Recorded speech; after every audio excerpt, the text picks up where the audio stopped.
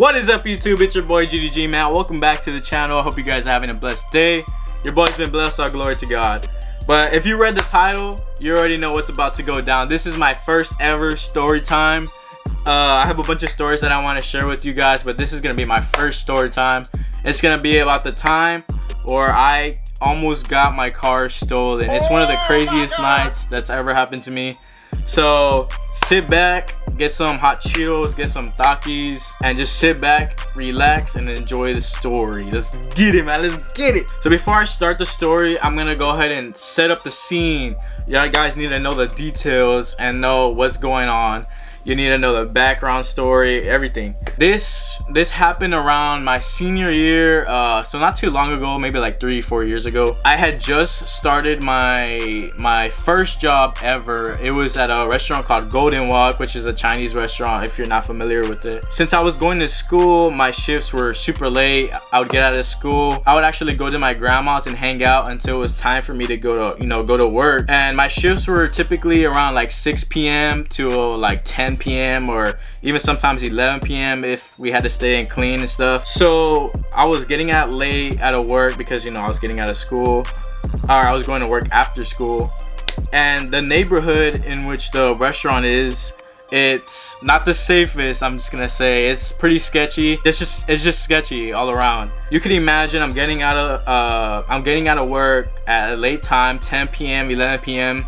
in this sketchy neighborhood. So since it was my senior year, my dad had just bought me I want to say 2001 Honda Accord blue.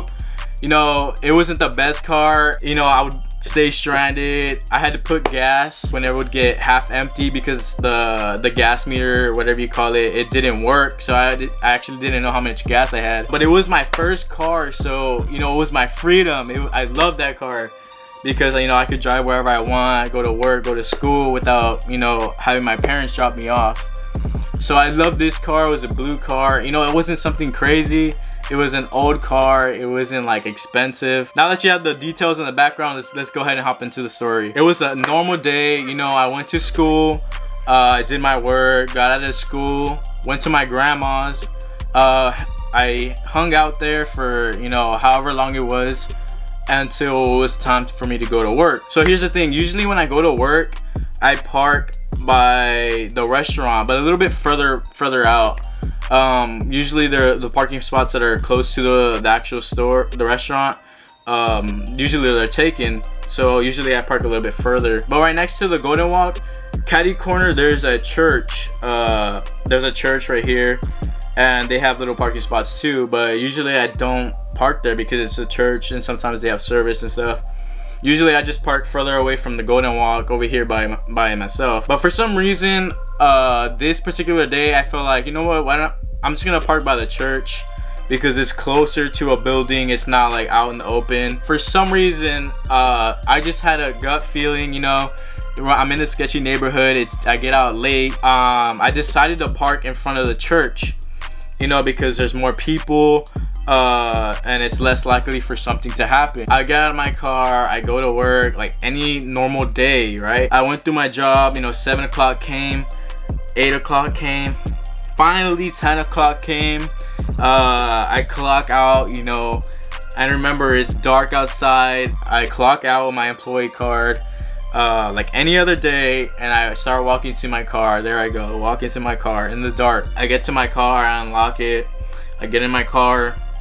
And usually when I get in my car after work, I check my phone, make sure my mom and my dad or someone didn't text me, make sure I text them that I'm on my way home.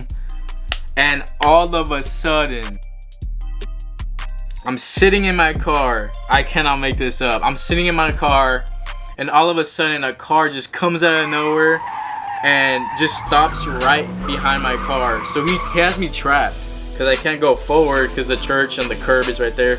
And I can't go back because I'm gonna hit his car.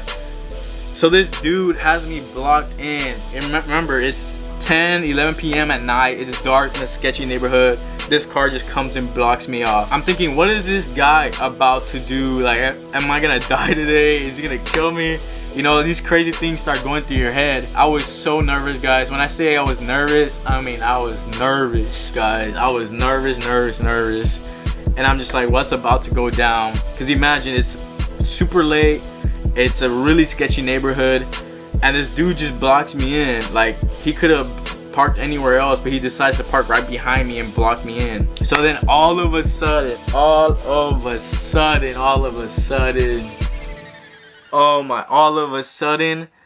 I see the front door open. The front door of the car opens, and this big old dark dude just boom comes out of his car. And I'm just like, what the heck is about to go down, guys? I'm freaking out. I'm like, this is my last day. This is my last day to live. I'm freaking out. I'm just like, oh my god, what is about to happen? So this big old dark dude just comes out of his car, and he starts walking to my door. He starts walking to my door, and I'm just like, you know, he's walking to my door, and you can imagine I'm freaking out. I'm trying not to show it. I'm like, what is about to go down? Like, am I really about to die today? Like, that's what I was thinking. So I'm like freaking out. Like, this dude could like literally throw me like a football if he wanted to. So imagine this big old dude gets out of his car and he's walking towards my car. And in my head, I'm hoping maybe he goes past my car, or maybe he goes to the church, or I don't know, something. I just pray that he doesn't come to my door. But guys, I cannot make this up. This dude's walking to my car like boom, like Bigfoot or something. Like Bigfoot. He's walking towards my car, and I could you not, guys, he gets to my front door and he turns.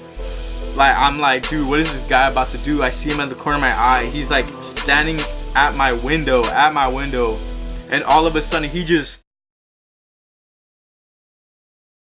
grinding all day and all night.